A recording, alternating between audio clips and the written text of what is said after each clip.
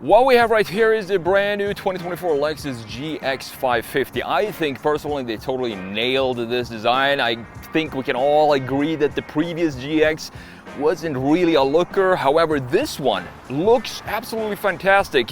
Brand new design is built on the same platform as the Tundra and the LX 600. However, I think this is the truck or the SUV to go with. We're gonna have a look at the front end design, the brand new front fascia, the side, the rear, the interior, and then last but not least, of course, we're gonna take this for a drive. The 2024 Lexus GX 550 is powered by a 3.4-liter twin-turbo V6, putting out 349 horsepower, 479 pound-feet of torque. Connected to a 10-speed automatic, you have continuous four-wheel drive with a center-locking diff. 0 to 60 takes 6.5 seconds. Top speed 109 miles per hour. Fuel economy comes in at 15 city, 21 highway. The price for this, the base price is $79,900. However, how this one is tested, that comes out to $84,395. Starting with the front end design of the Lexus GX 550, as I said, I think this looks absolutely fantastic. It definitely got more confident comparing it to the pre-generation GX, and they went counter-trend here, meaning that the grille actually, believe it or not, it got smaller on a Lexus, which is something you rarely hear of. But you also have a lot more defined edges, specifically in the headlight unit, this being the Luxury Plus, meaning that we don't have a skid plate underneath here that we have on the Overtrail, which is probably the spec that I would go for. It also costs a little bit less than this, but gets you a little bit more off-road capability. Couple of things to note when it comes to the functionality of the front end. The entire grille is completely open and functional. You also have some vents down here. The radar and the sensors are located inside of the Lexus logo. Front-mounted camera located right underneath the logo as well. I don't like this piece here. I would like them to open this up and have this piece be a functional vent that goes into the wheel well, for example, just to reduce some drag. But still, comparing this to the old GX, this just looks so much more confident. I also like that we have a clear starting point right here where everything starts underneath. This is sort of the starting point for all the graphics happening in the front end of the GX. One graphic detail that I really love about this GX is when you sit at the driver's seat, you have these two big funnels here, these two big fenders dipping down in the middle here, creating some ridges and some beautiful design. Still it feels luxurious, but it still feels very industrial at the same time. And that is one of the reasons why I think Lexus absolutely nailed this design, specifically in the front end. But this chiseledness, these chamfers, they come around all across this design, which we're gonna have a look at in just a minute. Coming up personal with the headlight unit here, we have a full 3-beam LED design here. Everything is LED. This being a Lexus, you wouldn't expect anything else. I do like this light bar, the daytime run light that we have here. Typical Lexus with this upswing here. 3 LED bulbs up top being the main headlights. We also have an LED indicator here. Beautiful design for this type of graphics. We also have full LED fog lights down here and LED corner lights. Separate lights here, one for the corner, one specifically being the fog light down at the bottom. Now coming around to the side view of the GX 550, and just look at these proportions. What Lexus did here is they moved back the A-pillar. So you have this pillar right here. They moved it back by about 2.5 inches to give it this more boxy feel. And I love how the greenhouse just clearly dips down right into the hood, and then the hood clearly shoots right out. You also have these beautiful, absolutely stunning chamfers here. Love the upswing that we have in the glass in the greenhouse up here. Painted door handles, and we do have some black graphics down low at the bottom. Overall, the proportions of this, I think, again, Lexus just did such a fantastic job. If you compare it specifically to the previous generation GX, this just feels a lot more luxurious and a lot more grown up in its design. One thing that I would personally want to switch out on this GX 550 are the wheels. I'm not a huge fan of these designs here. They look more elegant, more luxurious, with the 22-inch wheels that we have standard on the Luxury Plus. 265mm wide tires. Another detail I really like about this side view are the side mirrors, because they're massive and all squared out. They're just a square on the side here. I like that they're mounted to the door instead of the base of the A-pillar. You also have an LED beautiful indicator here and some puddle lights down here at the bottom as well. Coming around to the rear view of the GX 550, and if I had to choose a favorite view for this car, it's not this time going to be the 3/4 rear view like I normally pick. It's actually going to be the 3/4 front view. I just love the front end of this design. But as you can see, Lexus continuing here with the full light bar that chamfers outwards, so it feels very solid. And Lexus was one of the first manufacturers to put the light bars in their car, so I do think it suits this design as well. I also love the spoiler up here, looking very cool, but this costing over $80,000. What I would like to see is, since we have such a huge spoiler up here, why not just hide this piece underneath here and make this even cleaner than what it is right now. Of course, the light situation back here is still full LED. Love the 2 bars that we have LED for the indicators, and of course this big light bar here. One cool feature here, if you press this corner, but there's a cutout here in the corner. If you press this button, you can see that we can open this section separately, which is very useful if you have small things, just want to throw it in there, or obviously we can also open up the full trunk, which is in this case power assisted. You see that the Lexus badges on the back are chrome in this case. You can option this to black those out, and that is something that I would personally do because every other trim piece around this car is all black, so I want to have the badges be black as well. Back here you do have the 3-row seat configuration. If you use the buttons back here to fold these up or down, if you fold them up, you're not going to have pretty much any space back here, so I think a lot of people are always going to keep this folded down. But if you have people back here, they're going to be pretty comfortable because you have 2 cup holders on each side and also USB-C ports on each side. So with that said, we talked about the exterior design. Let's jump in and have a look at this new interior for 2024 for the GX 550. Welcome to the new interior of the 2024 Lexus GX Luxury Plus, and this is a very nice place to be in. I really like what Lexus has done here, even though we do have a massive 14-inch infotainment screen here and we have a 12.3-inch gauge cluster, but the integration of it, this is what I want to see when it comes to big screens. I think Lexus has done one of the best jobs integrating a big screen like this, because you can see that it has a clear connection to what's going on here and feels like it is actually a part of the interior instead of just being a big iPad stuck here on the dash. You have heated and ventilated seats here. You have wireless Apple CarPlay. Let's turn the ventilated seats because it is pretty toasty today, 91 degrees out.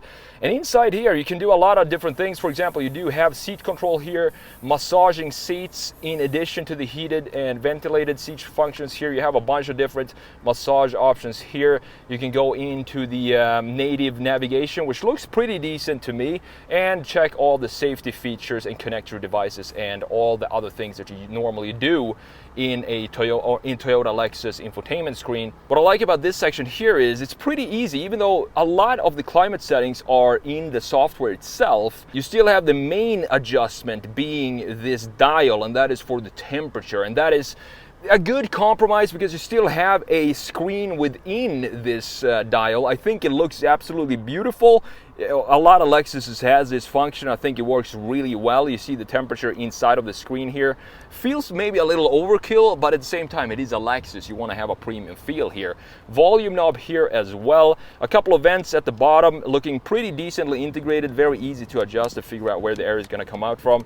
The hazard button right here in the middle. Further down you do have this little slot here for the 12-volt outlet, 2 USB-Cs, drive mode selector here. We're going to go into that in just a minute. Traction control on and off, and tow haul setting right there. 2 cup holders here, this being the gear lever. Putting it into reverse is going to pop up the 360 reverse camera. You have 360 view of course, and you have a pretty decent rear view camera. It's not the highest resolution. I would probably expect it to be a higher resolution than this for a Lexus, but it does come with washers, which is a cool idea. And if you want to, you can use the paddles here mounted on the column if you go into manual mode. You have the parking brake here. In addition to the 4-wheel drive system, it's always going to be set in 4-wheel high. You can push it down to 4-wheel low. You also have the center locker here. The button for that is located right next to it. 2 cup holders, as I said, and this is what the key looks like. A pretty typical Lexus key. I do like the design of this key, it looks pretty clean. You have lock, unlock, hold to open the trunk, and the panic button on that one. Wireless charger here that has a cut in the corner, so your phone is going to be a little bit tilted if it's a big phone you have here because of this cut in the corner, but it works really well. You also have a nice rubberized pad for it. And the thing is, even if you have a big case on your phone like I do on mine, this will still charge your phone, which is great and pretty unusual. Further back here you have a leather wrapped armrest, obviously, and this is real leather. It's not vegan or fake leather in this car. You can open this up. You have the cool box in this, and it feels very nice to put my hand down here and just cool off a little bit. You can have maybe 4 drinks in there or something like that. Very, very nice option to have in this car. The seats themselves look very beautiful. You have this brown in the center and pretty decent bolstering, 14-way adjustable, or maybe it's 10. I think Lexus says 10, but they don't count the extension in the front here, so it's more like 12-way adjustable seats. And this also comes with the 21 speaker Mark Levinson sound system for this specific GX. Now, looking at the steering wheel here, typical Lexus steering wheel, you don't really have a lot of configuration for the gauge cluster, and that is something that I would like to see. I want to see a full pixelated cluster like this be completely configurable, but it does changes when you go through these drive modes here. So you have 7 different drive modes. You have Eco, Comfort, Normal, Sport S, or Sport Plus, and then last but not least you have Custom. It's kind of strange that you don't have an off-road drive mode in this car. Instead you have 2 different sport modes. I guess that tells you a little bit where this SUV is angled towards. But when you change that up, it's going to switch up a little bit of the gauge cluster situation here. You can configure what's inside of the tachometer, the little screen in the middle. That is pretty much the only thing that you can configure, and you can have the map be in the center there if you want to. Overall, it's a decent looking gauge cluster, but again, I would want it to be a little bit more configurable than this. You have some vents here, big vents on the side. I just love this design of the dash. It just looks like a big control panel here wrapped in some luxurious materials, and that is Lexus to me. You also have some storage here in front of the passenger. Paddles on the back side of the steering wheel. These are unfortunately plastic. I would want to see these be in metal, this being a Lexus for over 80 grand. You have the controls for the wipers on the right side and the controls for the indicators right here on the left side. Now, looking up top, this is a pretty cool feature because this you can tint it, or you can make it clear with the press of a button like this. It's very, very cool. So now it's all faded and blurry.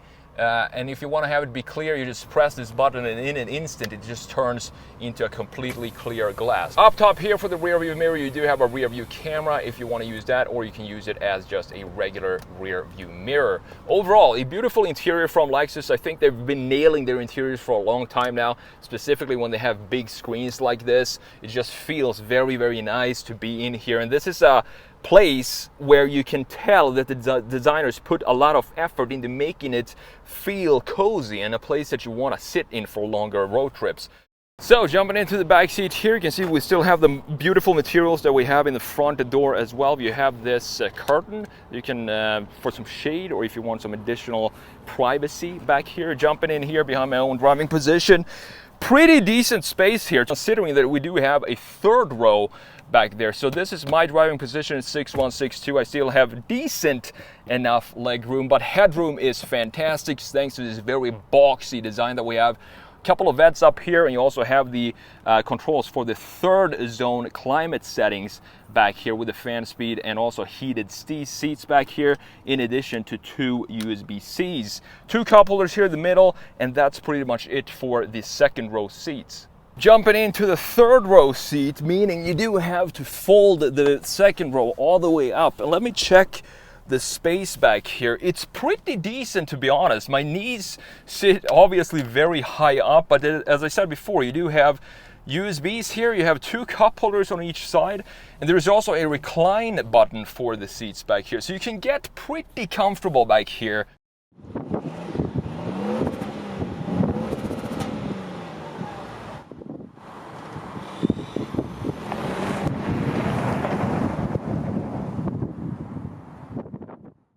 Alright guys, let's take the 2024 Lexus GX 550 Luxury Plus for a drive. This starts at $79,900, but this has some options to it, so it comes out to just over $84,000.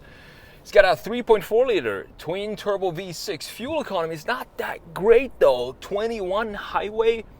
But the thing is, Lexus is coming out with the iForce from the Tundra, and they're going to put that hybrid powertrain in here, and I think that is going to be an absolutely beauty of a GX, and it's just going to make a little bit more sense. I'm not sure the pricing for that one though, but overall this is such a smooth riding SUV. You got the body on frame construction. I feel like this feels a lot smoother than the LX 600, even though that one starts at $90,000.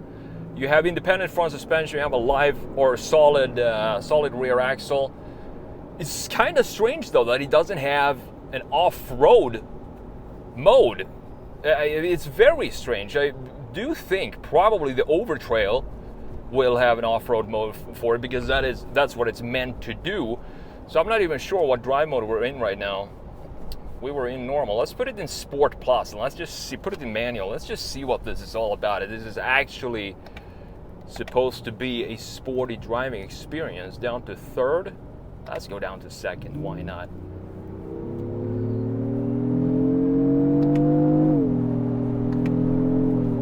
So the shifts are pretty slow. It's not a vehicle that I would use with the manual shifters, and I honestly don't necessarily feel a huge difference from normal to Sport Plus. It doesn't feel like it's doing anything substantially different, so I'm just going to keep it in normal for now. We have 350 horsepower, 480 pound-feet of torque, a continuous four-wheel drive with this is cool to have, the center locking differential, and the 4 low and 4 high here. But again, this interior, I just love what Lexus has done with this interior. It's just a beautiful place to be in, and a place that you really want to spend a lot of time in. Even though we have a super boxy design for this, it's not really a lot of wind noise in here. You can hear a little bit, I think, from the A-pillars, but that's pretty much it. The tire noise is completely silent in this car. Turning radius, decent. When you look at the side view for this car, you can see just how tight of a wheelbase this is. It looks very, it looks like a unit, this thing, specifically with the chiseled chamfers that we have overall going all around this truck. So we got no one behind us. Let's just come to a complete stop here real quick and let's floor it.